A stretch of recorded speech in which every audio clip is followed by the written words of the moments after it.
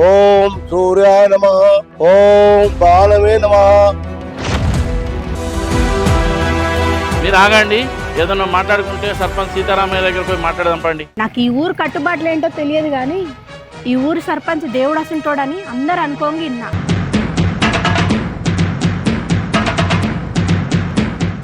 నువ్వు ఊరికి సింహం నానా, సింహం మీసం తిప్పాలి. నేను ఈ స్థాయిలో ఉన్నానంటే మీ నానే కారణం.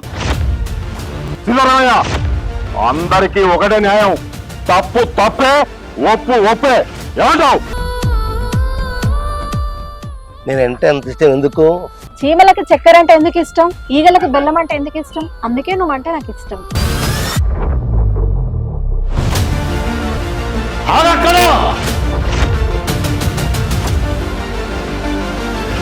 సీతారామయ్య గారు, మన ఊరు కట్టుబాటు ప్రకారము లవ్ మ్యారేజ్ అనేది నిషేధం.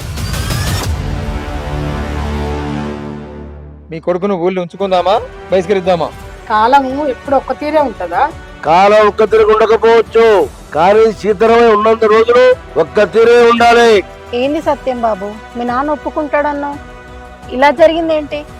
సీతారామయ్య గారు ఎంతైనా నీ కన్న కొడుకు కదా, కొంచెం ఆలోచించు. నువ్వేం పెద్ద మనిషివయ్యా? ఆయన అయితే ఓ లెక్క, మంది అయితే ఓ లెక్కనా? తీర్పు తీర్పే. ఈ సీతారామయ్య కట్టుబడిన మాటకు కంఠం తెగిన మాట మార్చాడు. నానా, నువ్వంటే నాకు ఎంత ఇష్టమో తెలుసా? నా తీర్పుకు తిరుగుండదు, నా మాటకు ఎదురుండదు. పెద్దలు ఉన్నారే, ఈ పిల్లల మనసు ఎప్పుడు అర్థం చేసుకుంటారో ఏమో.